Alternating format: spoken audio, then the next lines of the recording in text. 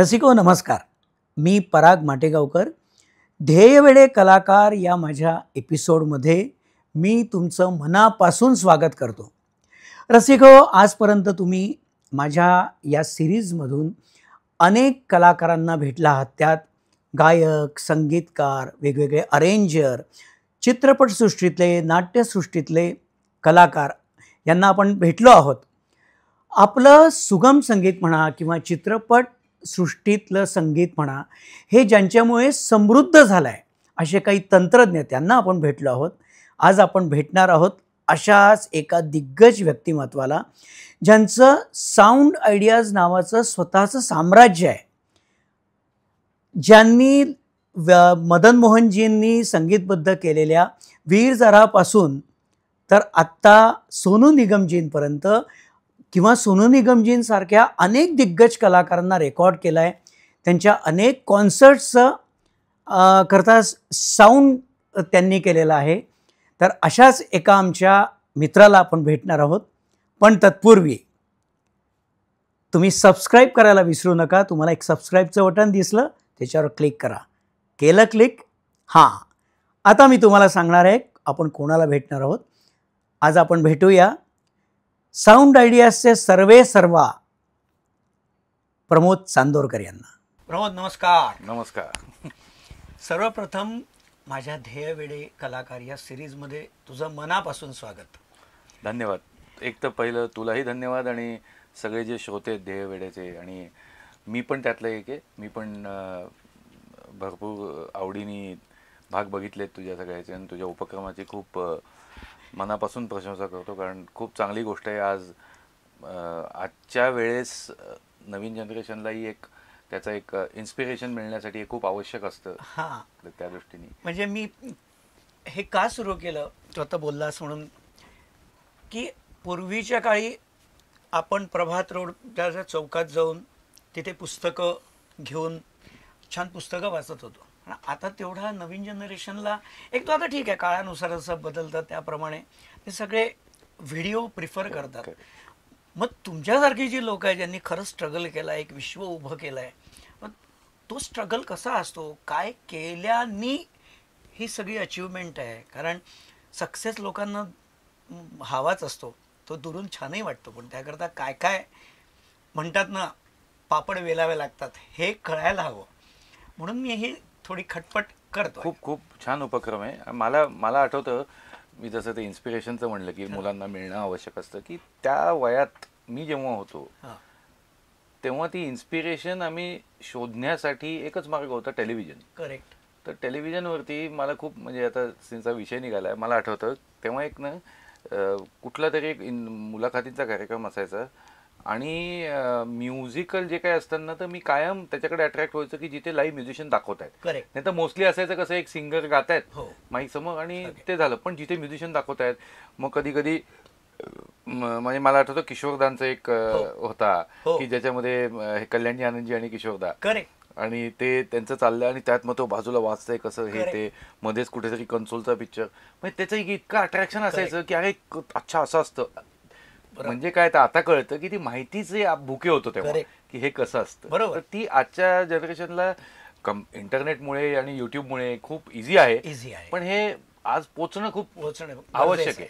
की ते पोचलं तर आय डोंट नो, 2 मुलांना जरी त्यातनं इन्स्पिरेशन मिळालं तरी द वर्क इज डन. बस तोच माझा उद्देश आहे. तर मुळात तू पुण्याचा, हो, जरी आता साऊंड लाईनमध्ये तुझं नाव खूपच रिस्पेक्टनी सगळेच घेतात, म्हणजे हे मी सांगायची गरज नाही, पण मुळात तू म्युझिशियन, हो, तबला, ढोलक, म्हणजे एक रिदमिस्ट. म्हणजे मला वाटतं प्रमिला दातारांचे वगैरे शोज तू करत होतास त्यांच्या ऑर्केस्ट्रामध्ये. हां, मग त्यातून इकडे एकदम कसा काय शिफ्ट झालास की साऊंड लाईन? अगदी खरं सांगू, हां, मी एक ॲव्हरेज म्युझिशियन होतो. बरं. एक असतं ना की आपल्याला माहिती असतं, बरोबर, की आपण कुठपर्यंत जाऊ शकतो. ती तबला आता घरातनं शिकत होतो लहानपणी आणि होता अंगात, त्यामुळे वाजवत वाजवत शाळेत वाजवलं, कॉलेजमध्ये वाजवलं, मग त्याची एक मजा आली, गोडी आली की असं काहीतरी छान करता येतंय, त्यातनं मजा येते आपल्याला. तर पण त्याला खूप मेहनत लागते हो. म्हणजे आणि सोपी गोष्ट नाही तबला वाजवणं किंवा ढोलक वाजवणं. तर मी एक ॲव्हरेज लेवलचा म्युझिशियन होतो. मी काही बरं. आणि त्याच्यात आय डोंट नो, मला तेव्हा त्याच्यात मेहनत करण्याची दिसत नव्हती एवढी काही, की हां. की हे माझ्याकडनं होईल. हां. तर आणि ऑन द कॉन्ट्ररी पॅरलली मला एक टेक्निकॅलिटीजमध्ये खूप इंटरेस्ट होता, हां. की बाबा रेडिओ उघडून बघ, हां. हे करून बघ, ते करून बघ, जरा हे झालं ते झालं. आणि आता नशीब कसं असतं त्यात साथ देते, की आमच्या घराच्या म्हणजे तू पुण्यातलं जे माझं साऊंड आयडियाज पाहिलं हो, आहेस, हो. साऊंड आयडियाजचं जे रिसेप्शन आहे ना, हो. That was a shed. हां. अच्छा. आणि त्या शेडमध्ये माझ्या वडिलांचे एक मित्र होते, हां. बाकरे म्हणून. अच्छा. त्यांचं एक इलेक्ट्रॉनिक्सचं त्यांनी वर्कशॉप होतं. बरं. तर he use to manufacture stepper motor drives अच्छा. And stepper motor drive controllers आणि temperature controllers and stepper motor drives बरं. हे बनवायचे ते. आणि त्यांचा एक व्यवसाय होता की ते सप्लाय करायचे. तर ते वडिलांचे मित्र होते, त्यांना वडिलांनी जागा दिली होती की तुम्ही तिथे बसून करा. ते देण्यामागचा त्यांचा हेतू एक होता की ते आम्हाला म्हणले की शिकून घे. तर मी मला आठवतं मी कॉलेज बुडवून मी त्यांच्याकडे बसायचो आणि त्यांच्याकडे मी प्रॅक्टिकल इलेक्ट्रॉनिक्स पूर्ण शिकलो. बरं. की मी लिटरली एक एक सर्किट बोर्ड बनवून डिझाईन करून बनवलेत, त्यांच्याबरोबर जाऊन सेल्स अँड मार्केटिंग शिकलोय. भाभा मुंबई, भाभा इस्रो, बँगलोर, दिल्लीमध्ये NPL अशा ठिकाणी त्यांच्याकडे जाऊन आम्ही डिलिव्हरीज दिल्या आहेत, क्या बात आहे. टेस्टिंग करून आणि हे सगळं करून. भरपूर इंजिनिअरिंग कॉलेजेसला लॅब्समध्ये ते इक्विपमेंट लागायचं आणि ते आम्ही बनवून द्यायचो. तर तिथे ती एक इलेक्ट्रॉनिक्सची गोडी निर्माण झाली होती. आणि तसे BCS केलंयस ना, मला वाटतं मी BSc बॉटनी आहे. अच्छा, BSc बॉटनी आहे. बरं. बरं. तर ते त्याचा काही याच्याशी काहीच संबंध नाही, कारण बॉटनी का तर तेव्हा सगळ्यात सोपं मला तो वाटला आणि म्हणून मी केलं. बरं. तर कारण मॅथमॅटिक्स माझं वाकडं होतं. अच्छा. तर मला कधी इलेक्ट्रॉनिक्स आणि इंजिनिअरिंगमध्ये मला वडिलांची इच्छा होती मी आयदर इंजिनियर किंवा डॉक्टर, असे प्रत्येक फॅमिलीत त्यावेळेस असतं की बाबा इंजिनियर किंवा डॉक्टर हे दोनच सन्माननीय पदव्या आहेत. हां. बरोबर.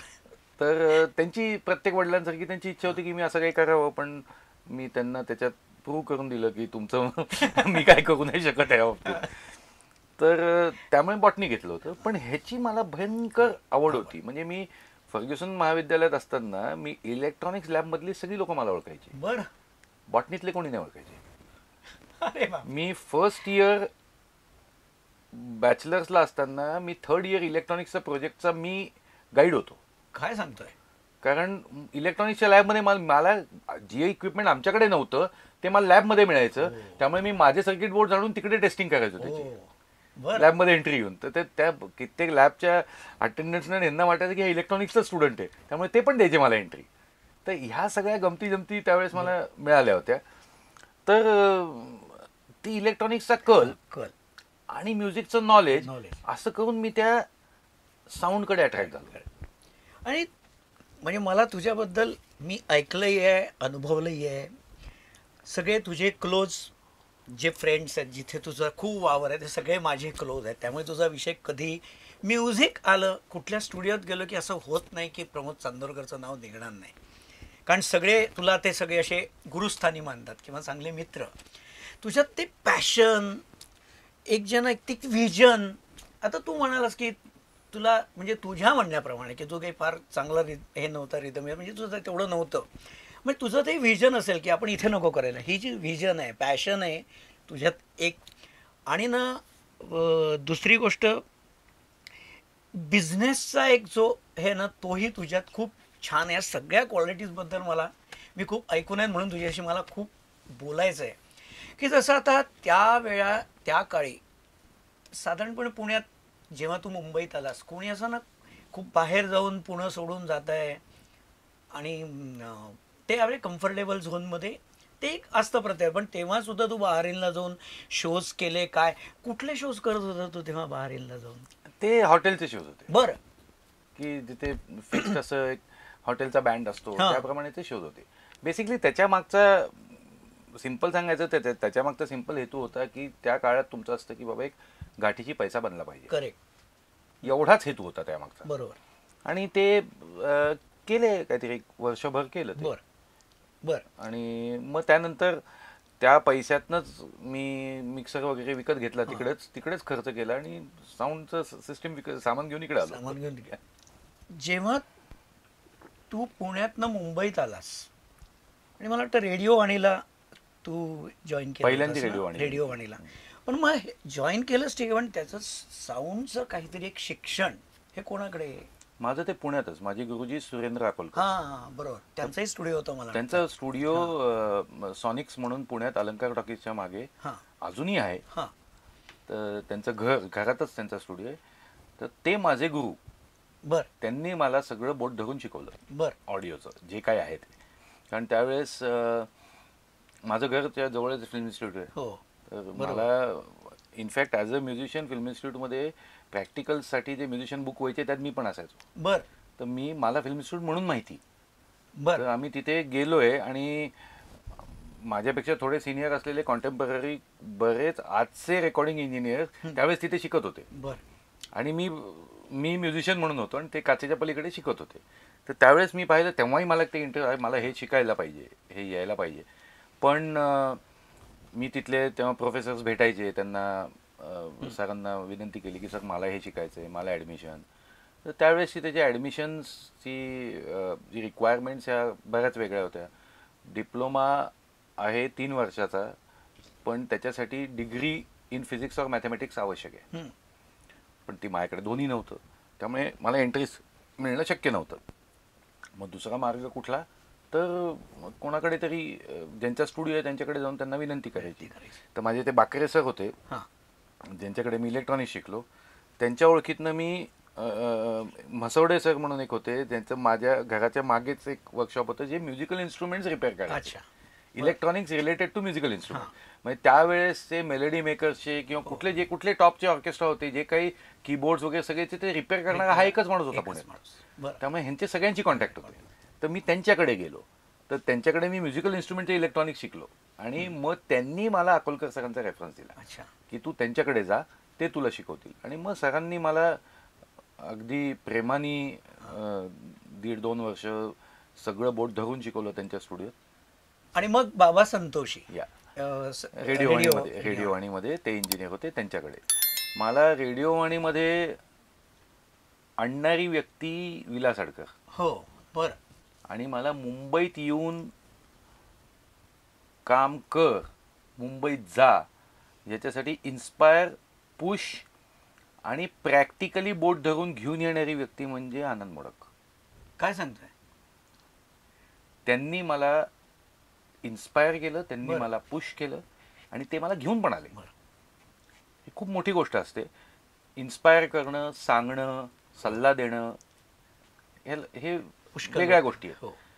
पण त्याच्यानंतर पुश करून घेऊन येणं, तो रस्ता दाखवणं, तिथे बसवणं येऊन, ही खूप मोठी गोष्ट असते. त्यामुळे मी मोडक सरांचा, आनंदजींचा मी खूप आभारी आहे त्या बाबतीत.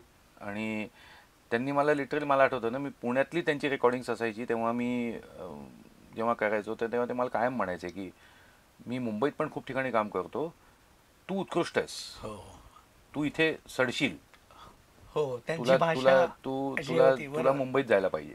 तर मी त्यांना म्हणायचो मग सर तुम्ही सांगा ना, मी जायला तयार आहे. मग त्यांनी मला प्रथम ते मला त्यांच्याच रेकॉर्डिंगसाठी ॲज अ म्युझिशियन मला V2 स्टुडिओत घेऊन आले. बरं. आणि तिथे मी पहिल्यांदा मुंबईतला स्टुडिओ बघितला. त्याच्या आधी प्रमिला दातारमध्ये मी वाजवत असताना मुंबई माहिती होती मला, पण ते स्टुडिओमध्ये घेऊन आले आणि मग तिथे मी ॲज अ ड्रम मशीन त्यांचं प्रोग्रामिंग, टायटल सॉन्ग वगैरे केलं होतं आणि हे ते करत होतो. त्यावेळेस ओळख झाली. आणि मग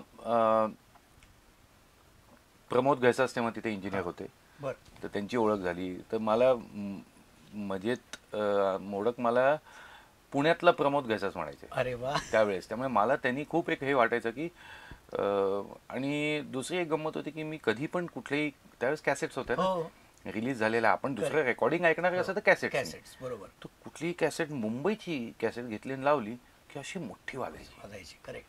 आणि चला आपलं केलेलं, मी सरांकडे जे रेकॉर्डिंग करायचं ते मला असं वीक वाटायचं.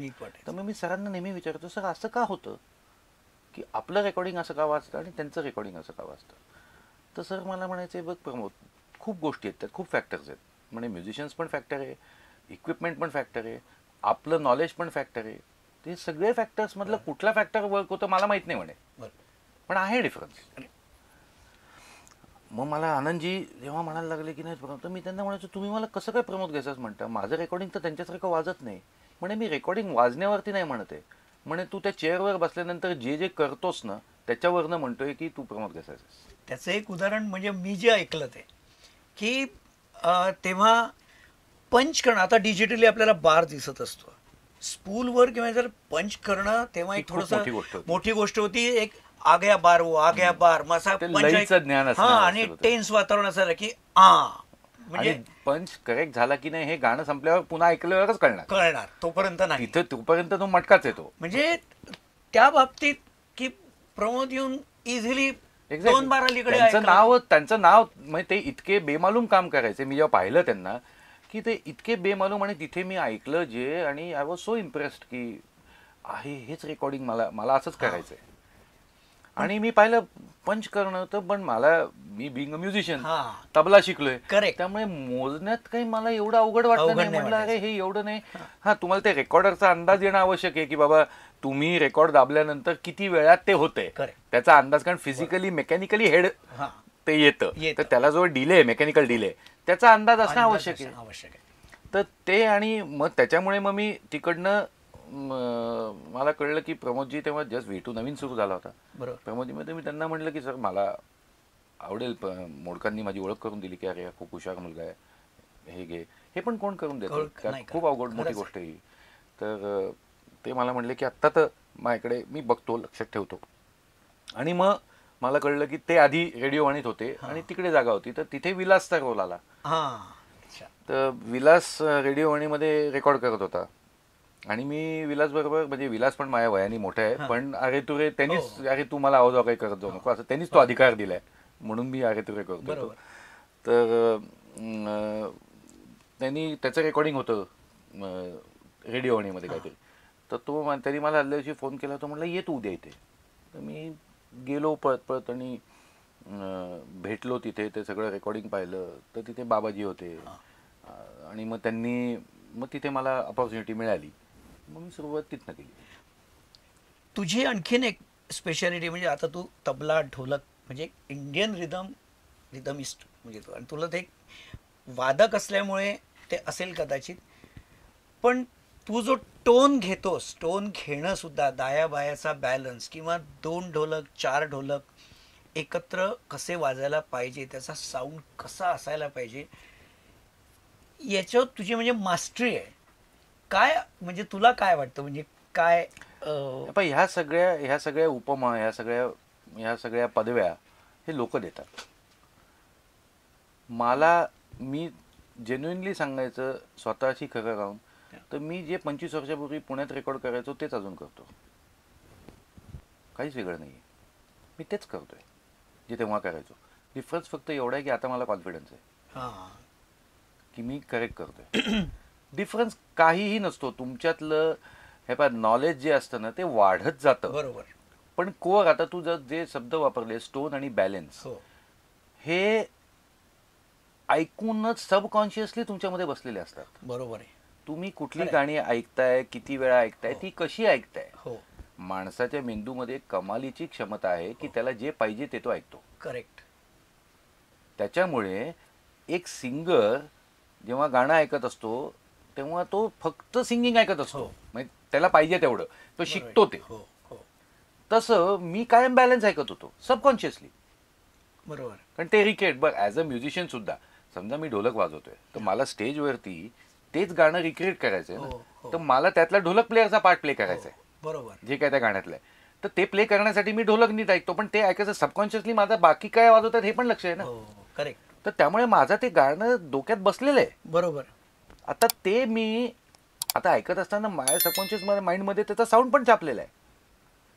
बरोबर. आता मी जेव्हा ते स्टुडिओमध्ये रिक्रिएट करतोय तेव्हा त्याला रेफरन्स असतो तुमच्याकडे सबकॉन्शियस, आणि तो काढायचा आहे. आता तो चांगला आहे का वाईट आहे हे त्यावेळेस ते डिसिजन मेकर ठरवतात. पण ते डिसिजन मेकरांना माझा जॉब आहे त्यांना कन्व्हिन्स करणं की बाबा हे का चांगलं आहे. आणि eventually in due course of time जेव्हा तुम्ही रेकॉर्ड केलेलं रिलीज झालेली कॅसेट किंवा सीडी चांगली वाजते आणि लोकांनी त्याचे चांगले अभिप्राय दिला, त्याच्यामुळे तुमचा कॉन्फिडन्स वाढतो. Confidence is the only difference. म्हणजे जे आपण जे करतोय ते करेक्ट करतोय का नाही कळतं. करेक्ट आहे का नाही याचा तुम्हाला मिळालं.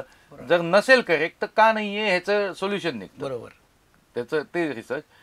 त्यामुळे हा जो तुझं म्हणणं होतं की तू त्याच्यातला एक्सपर्ट आहे, आता ती पदवी दिली मला माहित नाही. मी आज पण मला करायचं असतं तेव्हा उलट आणि असं सो कॉल्ड असं नाव झाल्यानंतर ना जास्ती बर्डन असतं त्याचं. बरोबर आहे, खरंय. आणि जे मी मागितलं नाहीये पण त्याचं बर्डन आहे की म्हणजे आपल्याला, कारण पुन्हा प्रश्न असतो की अरे आपल्याला आवडतंय त्याला आवडतंय का. बरोबर. त्यामुळे I have learn to manage this extra burden. I have learn to ignore that. माझा त्याच्याशी काहीच संबंध नाही. तुम्ही लोक म्हणतात मोठं, मी तुम्हाला सांगितलं का मला मोठं म्हणणं, मला नाही, मी तेच करतोय. तुझा एक स्वभावाचा एक भाग म्हणजे जो मी ऐकला तो की तू अशा नवीन नवीन गोष्टी ट्रायआउट करत असतोस. मला वाटतं जो नागपूरचा जो स्टुडिओ जो डिझाईन केलास नितीन आणि आनंदचा, तो पहिला का डिझाईन केलेला? व्हेरी फ्रँकली सांगायचं तर तो मी डिझाईन केला नव्हता. त्याच्यात मी थोडेफार चेंजेस केले. चेंजेस पण जे काय डिझाईन तर नितीननी म्युझिक चॅनल त्यांनी आधीच बनवलेला होता, नितीननी आणि आनंदनी. त्यावेळेस म्हणजे मी ऍक्च्युली गेलो होतो त्यांचा एक कुठल्या प्रोजेक्टचं मिक्सिंग करायला. मला नितीननी इन्व्हाइट केलं होतं. बरं. की त्याला तो एक्सपर्ट आहे, जो मुंबईतला एक एक्सपर्ट आहे, ती त्याला पाहिजे होती. तर मला नितीन म्हटला तर चल न करू. पण ते वेगळं म्युझिक पण होतं. अश्वमेध म्हणून अल्बम होता तो त्यांनी पहिला केलेला, जो खूप बिफोर टाइम होता. बरोबर. म्हणजे तो आजच्या डेटचा अल्बम आहे, तो तेव्हा केला होता. तर तो मी मिक्स करायला गेलो होतो. मी डिझाईन केला नव्हता तो, आणि तिथलं वायरिंगचं मी त्यांना प्लॅनिंग वगैरे करून दिलं. स्टुडिओ डिझाईन करण्यामध्ये खूप गोष्टी असतात. बरोबर. तर त्यामुळे मी तेव्हा त्याच्यात पडलेलो नव्हतो. पण नंतर तू डिझाईन केलं नंतर म्हणजे टोटल आतापर्यंत 45 स्टुडिओ केले. काय बाबा. आणि मग बाकी हे आजीवासन आहेत किंवा आजीवासन तर नवीन झालेलं हे डिझाईन केलं होतं. म्हणजे जे मल्टिपल रूम्स झाल्या होत्या ते मी केलं होतं. मग इनसिंक स्टुडिओचं मी कम्प्लीट केला होता. तो डिझाईन माझा नाहीये, कम्प्लीट मी केला होता तो. बरोबर. आणि मग तिथनं असंच मग एन्क्वायरीज असेच मित्रांमधनं येतात. मला वाटतं नरेंद्रचाही तुला फोन आला. डॉनचा मीच केला होता. पहिला जो बंगल्यातला त्यांचा होता, बंगल्यातला तो मीच केला होता.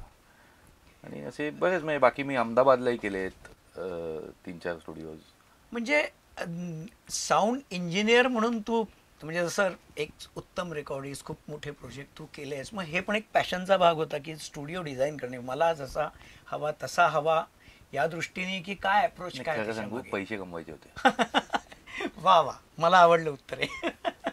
कारण एक तुम्हाला सांगू काय, मला जेन्युइनली तुम्हाला सांगतो, माझ्याकडे व्हिजन आहे, माझ्याकडे पॅशन आहे, हे सगळं ना सक्सेस झाल्यानंतरचे चोचलेत. वा वा.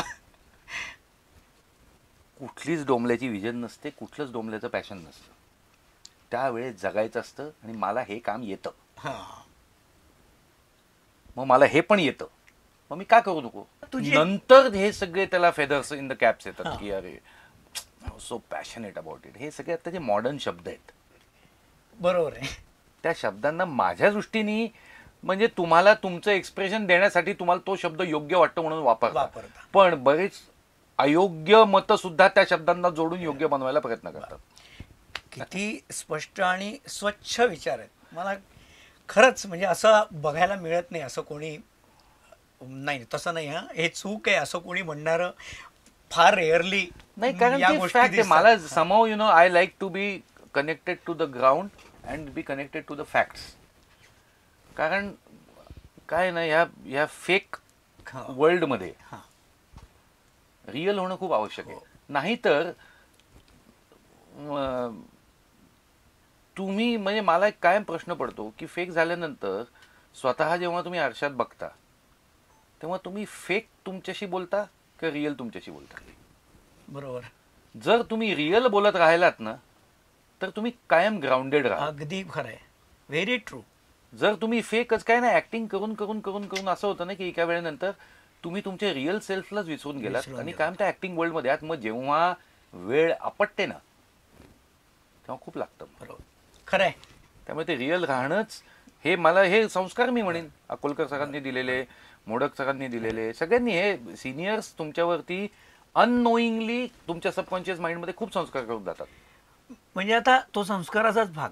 मगाशी तू मोडकांबद्दल बोललास की असं कोणी करत नाही, तुला प्रॉपर ते घेऊन आले, ओळख करून दिली. तो अप्रोच तुझ्यातही आहे. फॉर एक्झाम्पल छोटंसं उदाहरण, आपले नितीन आणि आनंद, आपण आत्ता उल्लेख केला आनंद कुरेकर वगैरे, यांची टाइम्समध्ये ओळख करून देणं, मग ते प्रोजेक्ट्स म्हणजे, कारण ते ऑल द वे नागपूरहून आलेले. म्हणजे कसं आहे ना, माझे मित्र झाले. हे पाय, माझं एक सिंपल म्हणणं आहे, जर मी कोणाला मित्र म्हणतो, माझे खूप कमी मित्र आहेत. मी अगदी जेन्युइनली सांगतो, बोटावर मोजणे इतके माझे मित्र आहेत ज्यांना मी मित्र म्हणतो. खरे, मित्र झाल्यानंतर ना मग त्याच्यामध्ये कुठलीही अडकाठी नाही पाहिजे. बरोबर. तिथे कुठलाही कंडिशनल अप्रोच नसतो. हो, बरोबर. पण एखादं प्रोजेक्ट चांगलं होण्याकरता जी धडपड असते. दुसरं उदाहरण अजय अतुलचं, विश्वविनायक अल्बमचं काम सगळं तूच केलेलं आहे. त्याचं मिक्सिंग मास्टरिंग थोडं बजेटनुसार इथे म्हणजे थोडं कॉस्टली पडत होतं असं मी ऐकलं, म्हणून तू जो डिझाईन केलेला स्टुडिओ अगदी बेस पासून, तर तिथे केलं होतं का मिक्सिंग हो, नाही मास्टरिंग? त्याचं कारण हे नव्हतं. मग काय कारण काय होतं? त्याचं कारण हे होतं की त्याच सायमल्टेनियसली त्याच दरम्यान माझं ते स्टुडिओ पण बनला होता. बरं. आणि तिथल्या स्टुडिओमध्ये जे इक्विपमेंट होतं ते मी फक्त स्वप्नात ऐकलेलं होतं. अच्छा. किंवा मॅगझिन्स मध्ये वाचलेलं होतं. एवढं इक्विपमेंट त्यांना डोनेशन म्हणून मिळालं होतं. बरं. तो एक कल्ट होता फॉलोअर्स त्यांचे, तर त्यांच्या अमेरिकेतले बऱ्याच फॉलोअर्सनी तो त्यांना डोनेशन दिलं होतं सगळं इक्विपमेंट. आता एवढा चांगला अल्बम होतोय, जर माझ्याकडे ऍक्सेस आहे अशा स्टुडिओचा, बरोबर, तर व्हाय नॉट. पण हाच एक अप्रोच खूप पॉझिटिव्ह आहे ना, की ठीक आहे तुझा जॉब आहे, तू म्हणू शकतो की आपण मुंबईत करू, पण मला हेच म्हणायचं आहे. म्हणूनच लोक तुझ्या पाठीमागे जे बोलतात, मी तुला म्हणतो ना की कुठेही स्टुडिओत गेलो किंवा एखादं प्रोजेक्ट म्युझिकल लोक एकत्र आले की तुझा विषय निघतो. याचं कारण हे की एक प्रेमाने तुझं, तू मुद्दाम करत नसशील ठरवून, पण ते म्हणजे नॅचरली. मे बी कसं आहे, मी जसं म्हटलं ना, I like to be true to what I am doing. Correct. मी जर ते ट्रू नसलो, त्या जे कुठलं प्रोजेक्ट करतोय त्यासाठी बेस्ट पॉसिबल काय आहे मला, ते जर मी त्याला जेन्युइनली दिलं नाही तर मलाच त्याचं समाधान मिळत नाही. आणि जर मलाच नाही समाधान मिळालं ना, तर how am I going to translate that through my work to the audience. बरोबर. कारण आपल्याला जसं एखादा सिंगर किंवा एखादा कंपोजर जेव्हा तो गाणं बनवतो किंवा जे ते गाणं परफॉर्म करतात, पहिली गोष्ट असते की तो आर्टिस्ट स्वतः समाधानी झाला पाहिजे ना. बरोबर. जर पहिला मी जर समाधानी झालो तर माझ्या एक्सप्रेशननी सबकॉन्शियसली ऑडियन्सला ते कनेक्ट होतं. करेक्ट. बरोबर. जर मीच माझ्या कामात जर समाधानी नाही होऊ शकलो किंवा मी त्याचंच फेक केलं, मी जसं म्हणलं की मला ते फेक गोष्टींशी समावू नाही जमत, तर त्यामुळे मला ते कधी माझ्यात आलंच नाही. त्यामुळे जे करेक्ट आहे, आणि ते का म्हणजे तुझे म्हणतो ना, हे खूप कमी लोक माझ्याबद्दल बोलतात का, म्हणजे ऍक्च्युली मी तुम्हाला मला दुःख आहे त्याचं की हे काय एवढं कमी झालंय. म्हणजे सत्य बोलणं किंवा जेन्युइन राहणं हे आज बोनस पॉइंट आहे का. That should be the minimum qualification. अगदी खरं आहे, मिनिमम क्वालिफिकेशन पाहिजे. दॅट वॉज आपल्या भारतीय संस्कृतीमध्ये हा मिनिमम क्वालिफिकेशन होतं. अगदी. पण तू असा आहेस की तू जे बोलतो ते स्वार्थ काही नसतो, सरळ सोट स्वभाव. म्हणून बघ ना, तुझे शिष्य म्हणजे तुझे गुरु तुला मानतातच बाहेर. आता काय विजू म्हण, चिन्मय म्हण, आनंद ब्रे म्हण, तुषार म्हण, त्या आमच्या अमेयपर्यंत सगळेच तुला असं ब्लाइंडली फॉलो करतात. म्हणजे मला, मी त्यांचे काही इंटरव्ह्यूज घेतले, त्याच्यात सांगितले की मी इथे आलो, मला मग प्रमोदने सांगितलं आता तू इथे जा, आता तुला इथे जायचं आहे. हे जे आहे हे मी साऊंडशी रिलेटेड काही असलं की हे प्रमोद चांदोरकर नाव येतच. म्हणून कदाचित तुला ते इतकं, त्यांना तो माझ्या मते त्यांना त्याच्यात दिसतं ना माझा स्वार्थ नाही दिसत काही दिवस. त्यांना ते कळतं की माझा स्वार्थ नाही देते. एक्झॅक्टली. मी जे कलेक्टिव्ह हे पण माझं आता सिन्स तू तो विषय छेडलाय की असं कसं घडलं, पहिली गोष्ट तर शिकवण्याचं, मी का शिकवायला लागलो, हां ही जी काही ही तेवढी नावं घेतली तू, हो. आणि त्यानंतर आता साधारण 700च्या वरती स्टुडंट्स आपले पासआउट झाले क्या तिथनं. बात आहे. वा वा. हे सगळे स्टुडंट्सनं, आणि अजून जेवढे पुढे होतील होतील. ते सगळे स्टुडंट्सनं, ही माझ्या गुरुजींना मी दिलेली गुरुदक्षिणा आहे. वा वा वा कारण त्यांनी ती मागे सांगितली होती मला तशी. वा. मी सरांकडनं जेव्हा पुढे निघालो हम्म. तेव्हा सरांनी मला सांगितलं होतं की प्रमोद, माझ्याकडे जेवढं होतं तेवढं मी तुला दिलं सगळं. वा. आता तू पुढे, कारण माझ्याकडे आता देण्यासारखं जास्ती काही राहिलेलं नाहीये. मला जेवढं माहिती आहे मी सगळं सांगितलं तुला ऑडिओतलं. आता तू पुढे शिक, मुंबईला अजून शिक, आणि तू काही नवीन शिकलास की मला येऊन शिकव. आणि त्यांनी एक म्हणे अजून एक काहीतरी एक तुला सांगे, म्हणे काय, मी जसं तुला शिकवलं ना तसं मिनिमम एक दोघांना तरी शिकव. वा वा. कारण म्हणे खूप लोकांना शिकायचं असतं, सगळ्यांना ऑपॉर्च्युनिटी मिळू नाही शकत. आता म्हणजे हे तर आता सगळ्या ठिकाणी मी जी नावं घेतली हे सगळे छान काम करतायत बाहेर, पण हा जो अप्रोच आहे ना की गुरूंचं तुझ्या डोक्यात काय म्हणतात त्याला, एक कुठेतरी बॅक ऑफ द माइंड कुठेतरी तो हा, मग विचार ते काय असतोच. माझ्या डोक्यात बसलं. हां, तर त्याचं ही उदाहरण गुरुदक्षिणा आहे. हां त्याचं उदाहरण अजून म्हणजे तुमच्या पुण्यातल्या स्टुडिओमध्ये एक ऑफिस बॉय होता, बरोबर आहे ना? तर त्याला ऑफिस बॉय म्हणून फक्त न ठेवता त्याला सुद्धा तू ट्रेन करून तो आज या स्टुडिओत काम करतोय. मला वाटतं ही किती मोठी गोष्ट आहे. गंमत सांगतो, तो पुण्यातला स्टुडंट नव्हता, तो इनसिंग स्टुडिओत पहिला होता. बरं. Then he followed me wherever I went, क्या बात आहे. Vishwas. Because he wanted to learn. Vishwas. आणि शेवटी त्याला पुण्यातल्या स्टुडिओत तो राहिला. हो. नितीननी त्याला खूप शिकवला. तर फक्त मी शिकवलं नाही, नितीननी त्याला लिटरली बसून शिकवलंय. आणि नंतर तो ॲज अ साऊंड एडिटर, म्हणजे तो जेव्हा आला ना तेव्हा त्याला फक्त नेपाळी बोलता यायचं, हो. त्याला हिंदी बोलता येत नव्हतं. रामू मला वाटतं का हा, त्याचं त्याचं नाव रामू नाहीये, बरं त्याला रामू म्हणत होते. म्हणत होते. हा, कारण मी ऐकलं हा. असं. तर मग तसं करून करून मग त्याला तो जेव्हा शिकला, तयार झाला, मग पुण्यातल्या स्टुडिओत असताना एकदा तो तेव्हा नेपाळमध्ये बरेच अस्वस्थता झाली होती. हां हां. तर तो मला म्हणला की सर मुझे जाना पड़ेगा घर पे, मम्मी माँ अकेली है वहाँ, माँ और बहन, तो अभी वहाँ पे बहुत तकलीफ हो रही है, तो मुझे जाना पड़ेगा, मैं मालूम नहीं आऊँगा की नाही. ते माओवादी वगैरे बरंच तिकडे चाललं होतं प्रकरण. तेव्हा हा एकदा उठला आणि गेला. म्हटलं ठीक आहे बाबा, घरच्याच ह्याच्या पुढे काहीच करू शकत नाही. कट टू 1.25 वर्षांनंतर मला एकदा सकाळी फोन येतो. मला म्हणतो सर मैं रामू बोल रहा हूँ. म्हणलं हाँ कहाँ से? सर बॉम्बे आ गया हूँ. क्या सब ठीक है मम्मी वगैरह? हाँ सब ठीक कर दिया बोले वो. तो बताओ अब क्या करना है? तो म्हणे नहीं मुझे काम करना है, मैं आपके लिए कुछ लेके आया हूँ, तो आप घर पे हैं क्या? हाँ तो आ जा घर पे. तर तो कांदिवलीला येत होता. मी कांदिवलीला आला, मग मी नाश्ता बिष्टा केला. त्याला म्हटलं चल बस गाडीतनं. मी एम्पायरमध्ये काम करायचं होतं, तर मी कांदिवलीपासून एम्पायरपर्यंत बसतो होतो. तेव्हा त्याला गाडीत त्याला मी आपलं म्हटलं याद है क्या क्या सीखा है? बोले हाँ याद है. म्हटलं बता O2R में कितने चॅनल्स है, डिजिटल मतलब क्या, 48 किलोहर्ट्ज मतलब क्या. मी जनरल त्याला एक चाच पडलं. तो दिली उत्तरं त्यांनी करेक्ट. अच्छा. मी आलो तेव्हा माझ्या डोक्यात तिथे बसलं होतं एम्पायरमध्ये ना, तेव्हा साऊंड एडिट डिव्हिजनमध्ये ना त्यांना एक असिस्टंट पाहिजे होता. तर माझ्या ते डोक्यात बसलं मी ह्याला तिथे टाकू का. तर येता येता मी हे सगळं विचारलं. मी आलो जेव्हा पार्क केली गाडी, तेव्हा त्याला म्हटलं अभी मैं जो बोलूँगा उसको हाँ बोलना, तेरे चेहरे पे कुछ दिखना नहीं चाहिए. आणि मी वरती गेलो आणि मी सांगितलं अपने को चाहिए था ना लड़का, एक है मेरे पास. त्याच्या आधी मी त्याला म्हटलं तर आज से तेरा नाम रमेश म्हटलं, कारण रामू हे नाव करेक्ट थोडंसं असं वाटतं ना की काय करेक्ट प्यूनशी कनेक्टेड होतं. म्हणजे त्याची गंमत सांगतो. एकदा मी त्या अशोक होंडा स्टुडिओमध्ये होतो, तर तेव्हा रामूच होता माझ्याकडे कामाला प्यून म्हणून.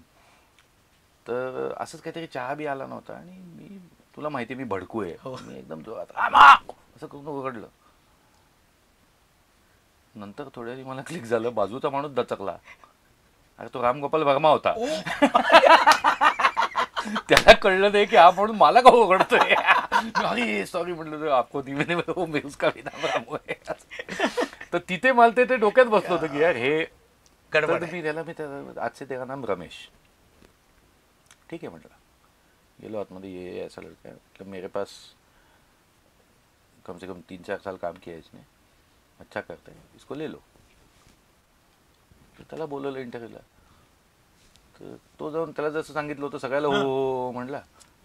मी त्याला आधी विचारलं होतं तेरे को कितना पैसा लगेगा यहाँ पे रहने के लिए.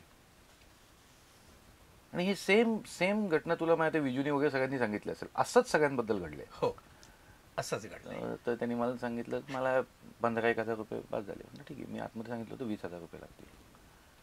तर तो बाहेर आला, मला म्हणला आपने क्या क्या बोला उनको. मतलब तूने क्या बोला. नहीं नहीं आपने बोला वैसे हाँ ही बोला मैंने, सब चीज़ को हाँ बोला, लेकिन आपने बोला मैं 4 साल से काम करता हूँ. मैंने बोला तेरे को 20,000 चाहिए थे ना, 1 साल का 5,000, कैलकुलेट कर ले. और 20 बोले थे, 15 दिया ना. हाँ तेरे को 15 ही चाहिए थे ना. म्हणलं लग जा काम पे. वा. तिथे त्यांनी मेहनत करून करून करून नंतर डबिंगमध्ये डबिंग करायला लागला तो दुसऱ्या स्टुडिओत जाऊन येते. आणि नंतर जेव्हा हा स्टुडिओ बनत होता तेव्हा तो माझ्याकडे आला. मला म्हणला आप ऐसे कैसे खोल सकते हो मेरे सिवाय, डबिंग तो मैं ही करूंगा. क्या बात है. आणि तो आला आणि तो टॉप क्लासचे सगळ्या फिल्मचं डबिंग आणि हे सगळं करतो. लाईव्ह बनलं ना. त्याची आई, त्याची बायको, मुलं सगळे इकडे आले. तो सगळ्यांना इकडे घेऊन आला. क्या तो माझ्याबरोबर. आता तो सांगतो ना, इथे मी आयुष्यात ना लोक कमवली आहेत, मी पैसा नाही कमवला. ते खूप व्हॅल्युएबल आहे. आजकालच्या काळात तेच महत्वाचं आहे रे.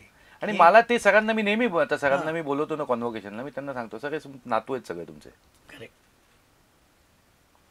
त्यांनाही खूप अभिमान वाटतो की म्हणलं, कारण शिकायला मला पाहिजे होतं शिकायला, तेव्हा त्यांनी फक्त शिकवलं अनकंडिशनली. अजून कोणीच नव्हतं तयार. तू मला वाटतं नंतर जसं स्वतःचा स्टुडिओ असावा असं एक तुझ्या डोक्यात कायम होतच. म्हणजे तो मला वाटतं V2 तो घेतलास नंतर. V2 जिथे होता तो मुंबईतला साऊंड आयडिया V2च्या प्रीमाइस मध्ये चालू केला. हो तेच. ते मला तुझ्याकडून ऐकायचं. म्हणजे पण तुला मग त्याचबरोबर की ॲनालॉग मधून डिजिटलला शिफ्ट होताना काही वेगळं करायला लागलं. माझं लक खूप सॉलिड होतं. मी ज्या 95-96 मी जेव्हा आलो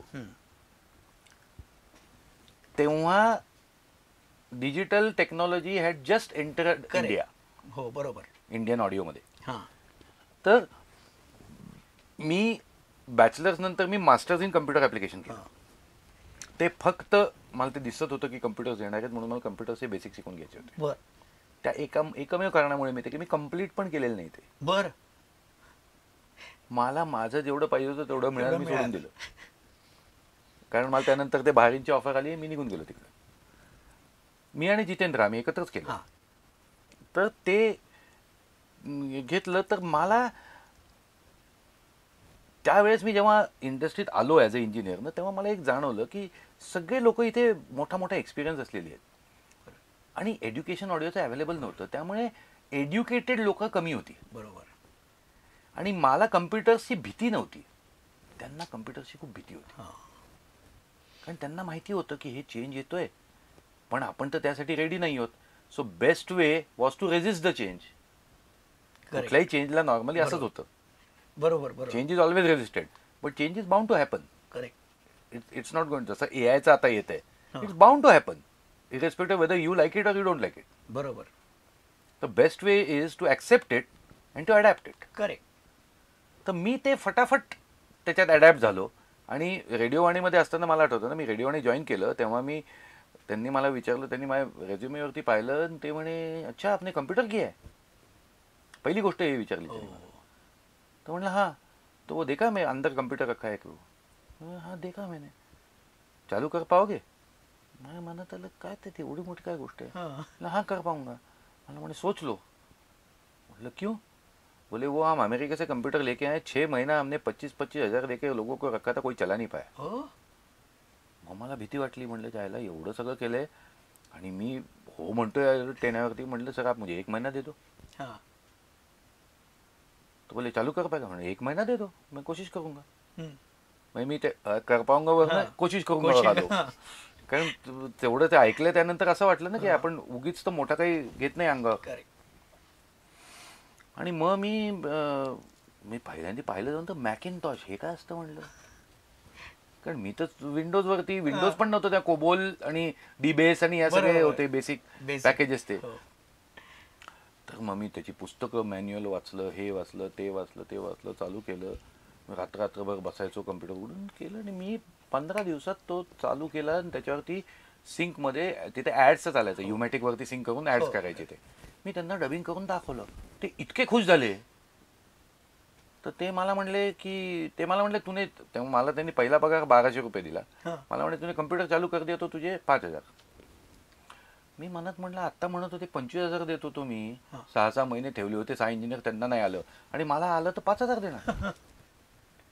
मनात हे आलं. पण म्हणलं ठीक आहे, काय सांगतोय कोणाला, गरज आपल्याला आहे. पण तू फारच आता तुझ्याच या वाक्यामुळे मला तुझ्याबद्दल जी चर्चा होती त्यातला एक पॉइंट आठवला की तू फार एकदम क्विक लर्नर आहेस. हो, ते आहे. आता काय की म्हणजे मला एक आता हे शिकवण्यात पण येतं मला ना. मी पहिलं काय शिकतो माहिती का, काय नाही करायचं. हां. आणि आजकालच्या काळात ते जर काय नाही करायचं हे कळलं पाहिजे, काय करायचं त्यापेक्षा. तुम्ही ह्या अप्रोचने शिकलात ना, तुम्ही फास्ट शिकता. क्या बात आहे. काय नाही करायचं हे खूप कमी आहे. करेक्ट. काय करायचं खूप आहे. खूप आहे. मग काय नाही करायचं ते तेवढं बाजूला काढलं की मग काही करा. क्या बात आहे. वा वा. मी मुलांनाही ते शिकवतो, काय नाही करायचं ते शिकून घ्या. वा. Then the rest is all yours. बिंदास करा. आता तू मुलांना शिकवतो म्हणालास की तुझं ते एक पॅशन आहे की इन्स्टिट्यूट, कारण ते खूप दिवसांपासून होतं की इन्स्टिट्यूट असायलाच पाहिजे. आता तू ते बनलं कसं तुला सांगतो. ते बनलं का त्याला हे पण करत असताना ना हे काही माहित नसतं की माझं पॅशन आहे, हे शब्दही माहित नसतात. बरोबर. किंवा माझ्याकडे विजन आहे वगैरे. ते सगळं ते नंतर पिक्चर बनतात, नंतर इंटरव्ह्यू होतो, त्यात बोलायला खूप सॉलिड वाटतं की माझ्याकडे विजन आहे वगैरे. असं घडताना काहीच घड नसतं. घडताना फक्त एक असतं की मला हा रस्ता दिसतोय, मी चालत जातो, कुठे जाणार आहे माहित नाही. म्हणजे एवढा काही मी कोणी देवानी माझ्या डोक्यात हात ठेवलेला नाहीये की मला 4th डिमेन्शन कळली आणि मी बघितलंय की मी या रस्त्यावर चाललो तर बेटा तिथे पोचशील वगैरे. असलं कधीच नसतं, कोणाचंच नसतं. तर मला मी शिकवतोय. मी गंमत जसं एक मी असे इंडिव्हिज्युअली ना, जसे माझ्याकडे यायचे मी जसा गेलो होतो स्टुडिओत तसे इथे पण यायचे स्टुडिओत मुलं की सर आम्हाला शिकायचं. तसे इंडिव्हिज्युअली मी जवळजवळ 12 लोकांना शिकवलं. आणि मी पाहिलं की हे 12 लोक सक्सेसफुल काम करतायत. मग माझ्या डोक्यात आलं जर 12 होऊ शकतं तर 1200 का नाही. क्या बात आहे. हा मी जे विजन म्हटलं ना, शब्द वापरला ते हे. हा पण ते 1200 का नाही का आलं एक तुला सांगतो. दुसरी गंमत सांगतो. स्वभाव असा आहे ना की चुकीची गोष्ट पचत नाही मला. आणि इंडस्ट्रीत सगळ्या टाईपची लोक असतात. खूप चांगली आहेत आणि खूप वाईट पण आहेत. तर माझ्याबरोबर ज्या ज्या गोष्टी चुकीच्या घडल्या ना त्या मी नोट केल्या. आणि काय नाही करायचं ते शिकणं, त्यात ते शिकलो मी. हे कधी करायचं नाही. वा वा. फास्ट लर्निंग कसं आलं, त्यांनी जे जे चुकीचं केलं ते मी नोट केलं की हे कधीच करायचं नाही.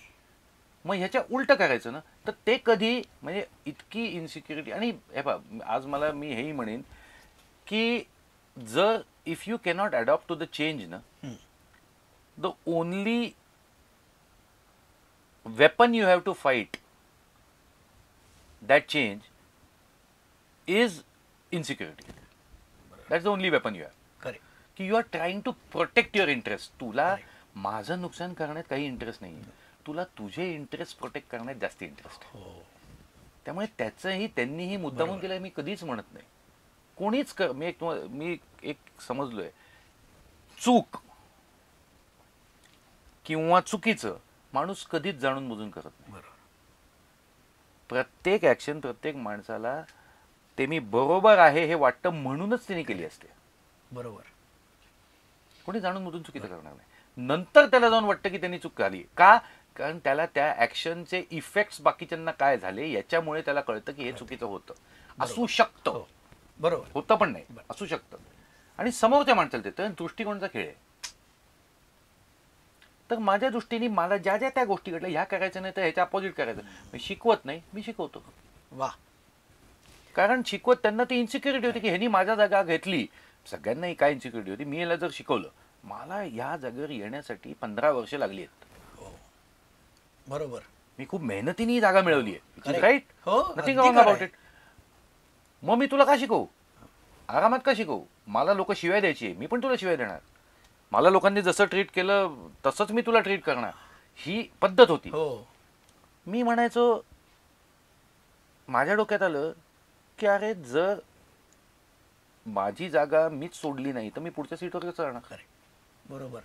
मला जर ह्या सीटवरनं त्या सीटवर जायचंय तर जोपर्यंत ही मी उठणार नाही तोपर्यंत मी तिथे बसू कसं शकतो. बरोबर, बरं मी ही इथनं उठणार म्हणजे ही गायब होणार का, नाही, इथे दुसरा कोणतरी येऊन बसणार. बरोबर. मग त्या दुसऱ्याला मीच तयार करतो ना. वा वा, क्या बात है. I will make it easy for him. वा. कारण मला एक इन्सिक्युरिटी, मला एक कॉन्फिडन्स एक हा होता, मला कायम दिला होता, सगळ्यांनीच शिकवलं होतं मला हे, की प्रत्येक माणूस युनिक असतो. म्हणजे तुझ्याकडे जे आहे ना ते कधीच दुसऱ्याकडे जाणार. करेक्ट, अगदी खरं आहे.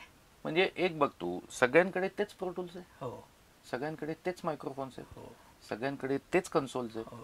सगळ्यांकडे तेच स्पीकर्स आहेत, तरी सुद्धा तसं होत नाही. प्रत्येक वेगळं वेगळं काय येतं. बरोबर.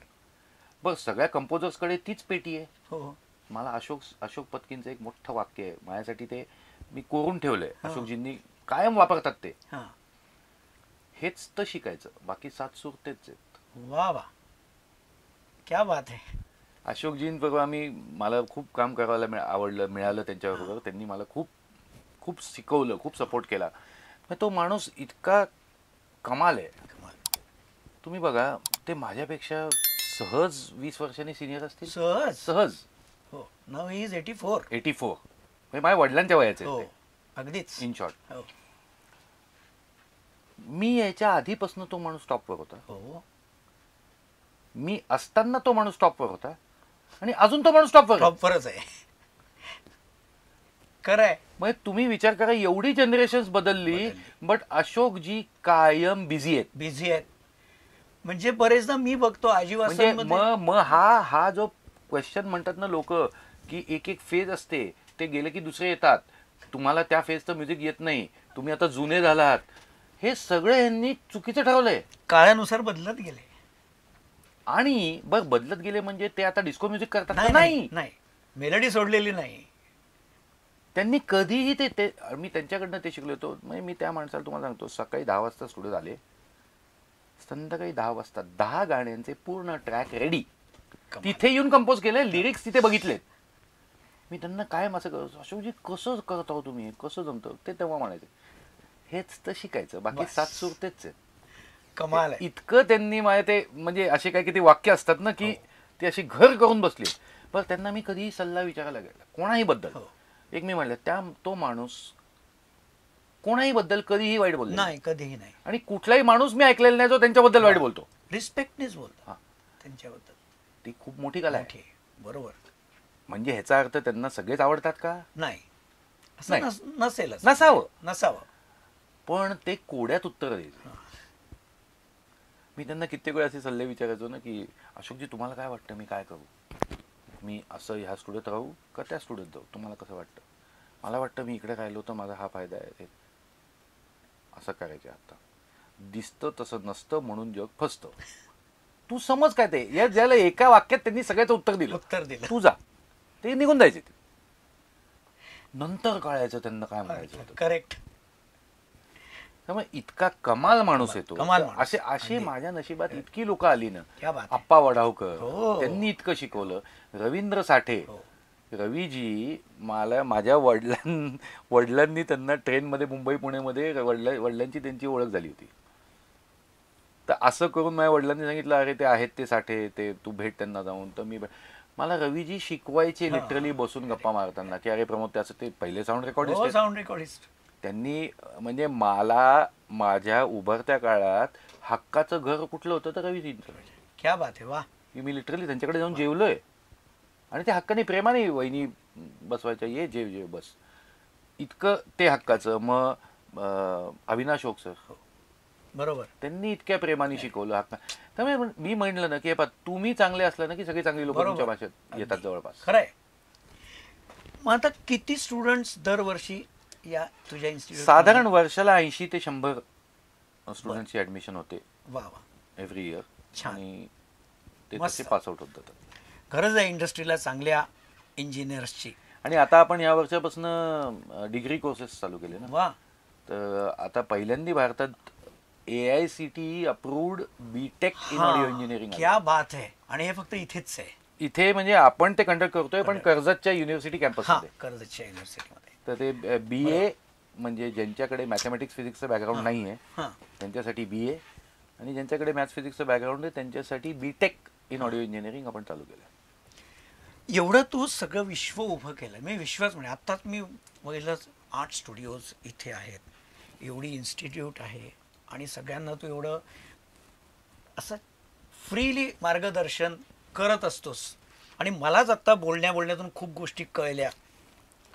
हे सगळं छान तुझ्या अपेक्षेप्रमाणे विश्व उभं राहिलेलं. आणि एक कोविडच्या आधी थोडासा तुला एक 15 साली, हो म्हणजे कोविडच्या आधी त्याला फ्लोअरला आग लागलेली होती. आग लागली होती. हो, म्हणजे काय तुझ्या तेव्हा वाटलं असेल, कालवा झाली असेल मला कळ, पण तरी तू स्ट्रॉंगली उभा राहिलास. टिपिकल लिओ मला वाटतं. लिओ आहेस का? हा. तर काय काय झालं होतं, कशामुळे आग लागली होती? Short circuit. बर. इलेक्ट्रिकल AC हां. मे महिना, हां 16 मे हां 2015. बर. तर AC लागले होते, तापायचं, त्यावरती पत्रे आहेत, तर ते जास्ती वेळ AC चालायचं. हां. तर त्याच्यात ते काहीतरी शॉर्ट सर्किट झालं आणि आग पकडली. बापरे. पण त्यांनी म्हणजे आग सेकंड फ्लोअरच होती, पण आगीच्या बंबांनी 10 टँकर पाणी जे मारलं, ते पाणी पूर्ण सगळ्या दोन्ही मधल्यानं पूर्ण स्टुडिओ सगळे ओले, सगळे इक्विपमेंट ओलं, सगळं त्याच्यात येतं. पण खूप नुकसान झालं असेल ना? हो, चांगलंच. पण त्यावेळेस पुन्हा तेच आहे, धावून आले ते सगळे हे माझे मित्र. सगळी जे तू नावं घेतली, मी कोणालाही फोन नव्हता केला. त्यांना कळलं, टीव्हीवर पाहिलं, कुठनं पाहिलं, सगळे पळत आले. आणि मी जेव्हा इथे आलो तेव्हा ते मी सगळ्यांना पळताना बघतोय, एक एक इक्विपमेंट काढतोय, एक पूर्ण काळा धुराने झालेला आहे, एक प्लास्टिक टाकतोय, हे करतोय. It was all happening. Automatically people were taking action. ते प्रेम आहे. मी म्हणलं ते कमवलंय मी. क्या बात. मला कोणाला बोलवायची गरज नाही पडली की मला वाचवायला या इथे. सगळे पळत होते. त्यांनी त्यांच्या जीवाची पर्वा नाही केली, काही नाही केली. त्यांनी सगळ्यांनी केलं. म्हणजे विजूने त्याचं रेकॉर्डिंग बंद करून टाकलं, पळत तिकडे आला. चिन्मय पळत आला, आनंद आला तिकडनं. त्यांनी आपसापसात बोलून हे आण, ते आण, तू प्लास्टिक आण, हे आण. त्यांनी सगळ्यांनी आपलं आपलं ठरवलं. नाही, कारण मी काय म्हणले, कालवा जी झाली असेल तेव्हा, कारण तुला ते एक असं एक ठरवलेलं हे सगळं कम्प्लीट करत होतं की आज. हो, माझ्या डोळ्यात पाणी आलंच होतं ना, येणारच. मी पण माणूसच आहे. करेक्ट. पण मग सगळे म्हणतात तू कसं काय ते पुन्हा उभं केलं, तुझ्यात सॉलिड भरारी. मूर्खपण आहे. माझ्याकडे I had no option. Where do you go? I had no option than to rebuild it. कारण माझ्याकडे आज इथे माझ्याबरोबर काम करणारे 35 एक जण आहेत. 35 घरं बंद पडणार. क्या बात आहे. कशी सोच, हीच सोच तुझी नाही, ही वेगळी आहे. आणि सगळे उभे राहिले ना, सगळे माझ्या मदतीला. करेक्ट. मी म्हटलं ना, त्यांनी जबाबदारी वाढते, ती होती ती जबाबदारी. आता ह्यांच्या पुढे मी काय रडू, डोकं आपटू? ते तर माझ्याकडे एवढ्याही बघतात की हा सॉलिड आहे, आता दे आर ऑल लुकिंग की आता काय करायचं. मी सांगू का, संध्याकाळी गंमत, इथं सगळं संध्याकाळपर्यंत निपटलं. सोनूजी संध्याकाळी आले त्यांना बघायला, भेटायला. त्यांनी फोन केला होता दुपारी, काही मदत लागली तर, म्हणजे काय ऑफिशियली बोलायला कुठे येते, पण काही लागली नाही. आले संध्याकाळी बघायला. अंधारात आम्ही सगळं बघितलं तर मला भेटले, मागे येऊन मिठी मारली. आणि त्यांनी असं बघितलं, म्हटलं सर बियर लोगे. मी बियर मागवली होती सगळ्यांसाठी.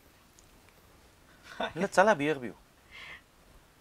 एवढा उकाड आहे दिवसभर, आगीच्या आसपास फिरतोय, आणि आता रडून करणार काय? रडून काय बांधून येणार आहे? चलो बियर पिते म्हणलं थंडी थंडी. तर मग सोमीजी म्हणतात, ठीक हो ना आप? म्हणलं एकदम ठीक हूँ, क्या करूँ रोके? कमाल आहे. कल से बनाना है म्हणलं वापिस. कमाल आहे. म्हणजे हाच तो प्रत्येक गोष्टीचा अप्रोचच ना तुझा खूप वेगळा आहे.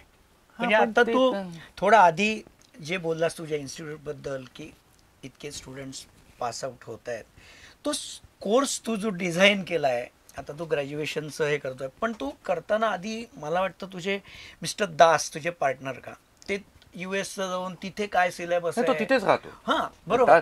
नाही, सिलेबस त्यांनी पण खूप कॉन्ट्रीब्युट करतोच तो, आम्ही थॉट्स वाईज. पण मी जेव्हा पहिला अवधूतला शिकवायला घेतलं होतं ना, हां 96 साली, हां तेव्हापासून मी प्रत्येक माझ्या ह्याच्याकडे माझ्या एक्सेल डेटेड, माझ्याकडे एक्सेल आहेत 97चे. करेक्ट. तेव्हापासून मी लिहून ठेवलंय काय सिलेबस हवा, वा. आणि त्याला मी पिरियडिकली अपग्रेड करत होतो. जसं शिकवत होतो हां तसं मी अपग्रेड करत Upgrade होतो की काय काय लागतंय, काय काय कमी पडतंय.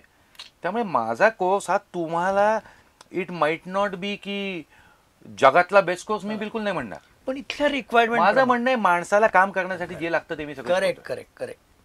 मी तुम्हाला ते मॅथमॅटिक्स नाही, मी आणि सिम्पल म्हणतो मॅथमॅटिक्स लागतं, मला नाही येत, मी चालून चांगला. बरोबर. मी नेहमी म्हणतो मी जर करू शकतो ना कोणी करू शकतो. तर त्या फिलॉसॉफीवरती तो कोर्स डिझाईन केलेला आहे मी. वा. म्हणजे इथे तुम्हाला सांगतो AICTला या युनिव्हर्सिटीमध्ये युनिव्हर्सिटीची जनरली खूप रिस्ट्रिक्शन्स असतात ना बरोबर. गव्हर्नमेंटची, हे हो. पाहिजे ते पाहिजे हो. ते पाहिजे. माझी खूप भांडणं झाली आहेत. म्हटलं it's my profession, please don't tell me what is required to teach to work as my profession. हां I am not going to waste a single class on something which is not required. Correct I want every class to add some value into the student's life. Correct correct. आणि they agreed. केलं होतं. वा. आणि तुला एका म्हणजे मला institute माहीत नाही पण कुठल्या बाहेरच्या एका ऑर्गनायझेशनने तुला PhD हो, डॉक्टरेट दिलेली आहे. फ्रेंच युनिव्हर्सिटी आहे. French university. मला वाटतं तू एकमात्र असशील याला की डॉक्टरेट म्हणजे नाही मला असेल, मला माहित नाही. आपल्या क्लेम दॅट. माहितीत आपल्या माहितीत असं म्हणूया आपण की केवढी मोठी गोष्ट आहे. माझ्या वडिलांना मला डॉक्टर बनवायचं होतं ना, म्हणून मी त्यांना सांगितलं बघा झालो डॉक्टर. क्या बात आहे.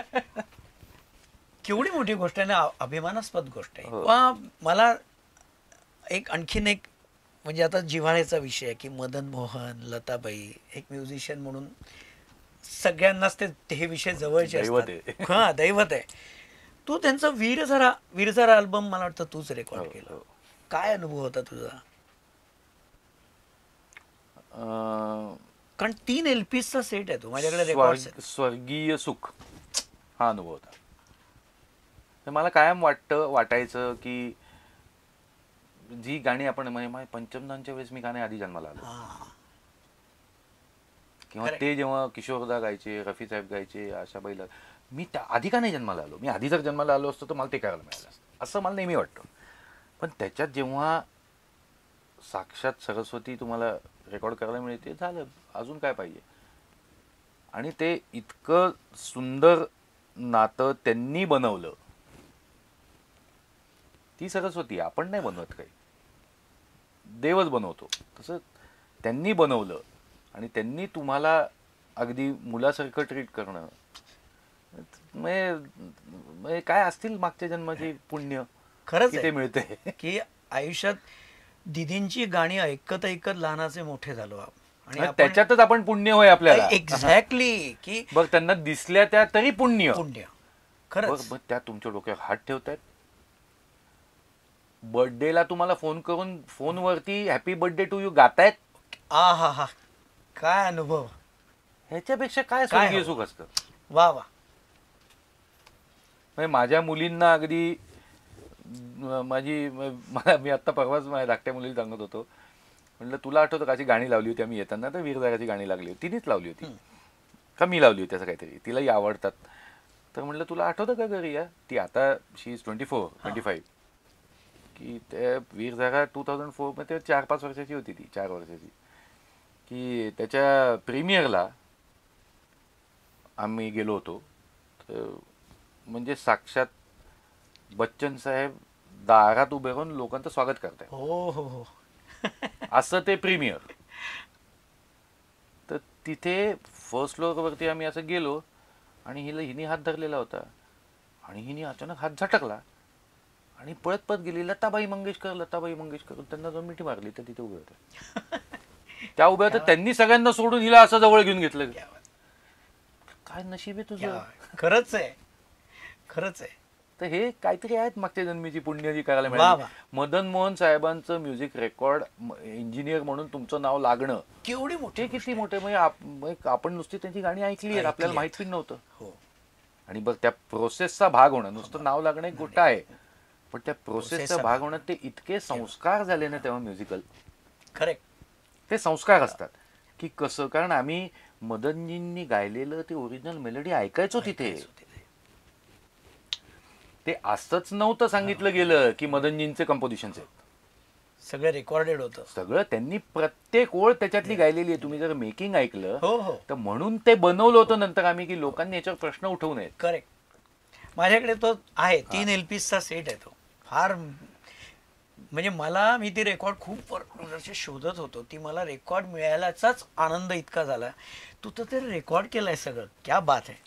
रेकॉर्ड नंतर ते मिक्सिंग करण्यात इतकं त्याचा एक वेगळं हे होतं. आणि त्याचा एक सुंदर अनुभव मला लागतो. हे साधारण एक ते दीड वर्षाच्या फेजमध्ये चाललं होतं स्प्रेड आउट सगळं.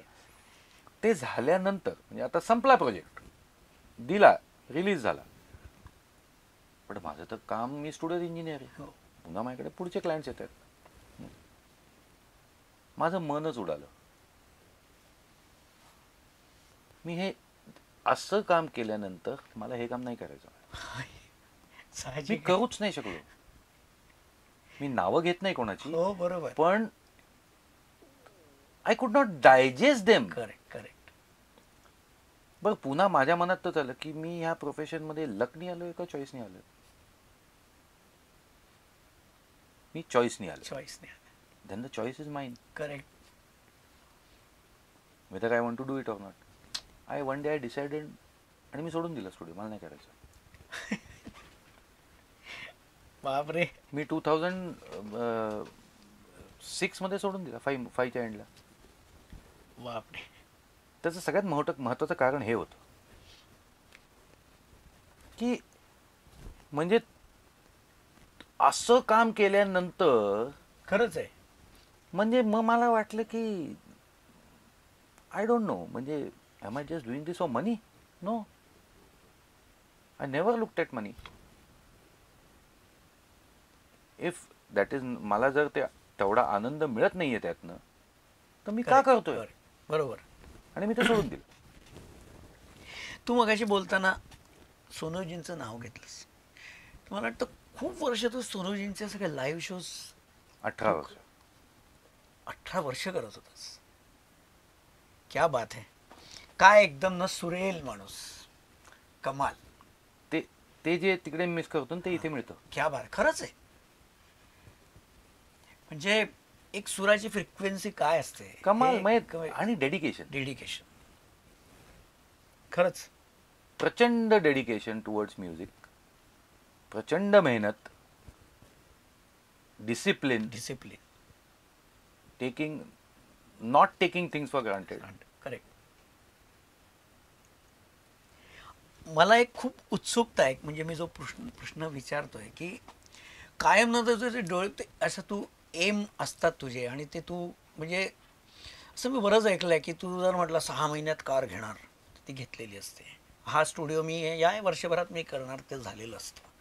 असं तुझ्या बाबतीत मी खूप ऐकलंय. तर आता तुझ्या डोक्यात काय एम आहेत की जे आम्हाला एकदम अरे असं बघायला मिळेल. Degree course. I want to make it, I want to see, I'm working towards that, की साऊंड इंजिनिअरिंग शिकायला परदेशातनं लोक भारतात येतील. क्या बात आहे. वा. ते येणार, कारण ते तू ठरवलंयस. मी नेहमी सांगतो, आपल्याकडे काहीही कमी नाही आहे, आपल्याकडे सगळं आहे. आणि दुसरं माझं एम आहे की भारतातले जेवढे साऊंड इंजिनिअरिंग कम्युनिटी आहे, हां साऊंड इंजिनियर्सची कम्युनिटी आहे, त्यांना राष्ट्रीय मान्यता मिळाली पाहिजे. वा वा. We should be known, we should be Correct. Understood. Correct. Indian occupations म्हणजे त्याचे एक स्टँडर्ड्स आहेत. हां त्या ऑक्युपेशन्समध्ये रिसंटली साऊंड इंजिनिअरिंगचे काही गोष्टी आल्या आहेत. बरोबर. आणि मी ऑलरेडी स्किल डेव्हलपमेंट मिनिस्ट्री बरोबर त्याचं काम चालू आहे माझं. इन्फॉर्मेशन ब्रॉडकास्ट मिनिस्ट्री बरोबर माझे प्रयत्न चालू आहेत ते. आणि जसं जसं आपण हे करून, कारण तुम्हाला एक सांगतो, एशिया, मी चला मी युरोप अमेरिका आपल्यापेक्षा पुढे आहेत खूप, त्यांनी खूप केलेले, फेअर इनफ आपल्या ठिकाणी. आफ्रिकन कॉन्टिनेंटमध्ये एवढं टॅलेंट आहे आणि त्यांना शिकायचं आहे, त्यांच्याकडे नाही आहे. जर ते आपल्याकडे मॅनेजमेंट शिकायला येऊ शकतात, इंजिनिअरिंग शिकायला येऊ शकतात, तर साऊंड इंजिनिअरिंग शिकायला नाही येऊ शकत. बरोबर. श्रीलंका, बांगलादेश, पाकिस्तान, एशियन कंट्रीज, मला बांगलादेशमधनं किती एन्क्वायरीज आहेत. तर I want to make, eventually आपल्या सरकारचंही तेच धोरण आहे. हां ही न्यू एज्युकेशन पॉलिसी त्यांनी त्याच हिशोबाने काढली की they want to make India as a hub of education, जे एकेकाळी होतं. होतं. They want to restore that. Correct. तर त्याच्यासाठी माझ्या फील्डशी रिलेटेड जे आहे, तर I want to work towards that. I want to see that की असं वा वा घडावं. वा प्रमोद, खरंच तुझ्याशी बोलून खरंच मजा आली.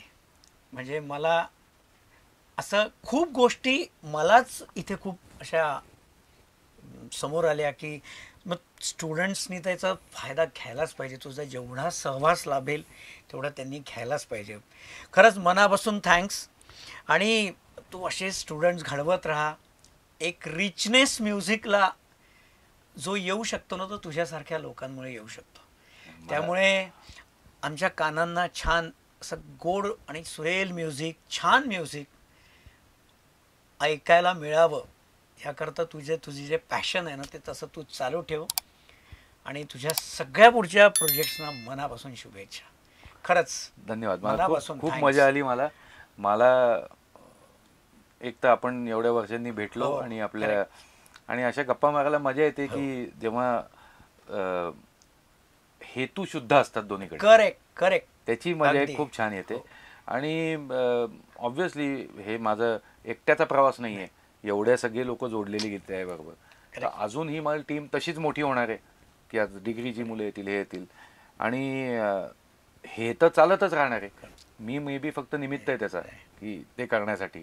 तर मलाही खूप मजा आली आणि तुझ्याशी बोलून. आणि आपण भेटत राहू. मला इवन ऑडियन्सना, तुम्हाला कोणाला कधी काही असे प्रश्न असतील काय कसं करायचं, तर प्लीज कॉमेंट करा. पराग नक्की माझ्यापर्यंत पोहोचवेल. आणि 100%. वा, खरंच मजा आली. थँक्यू. मिलते हैं फिर से. येस येस येस, पक्का. वाह.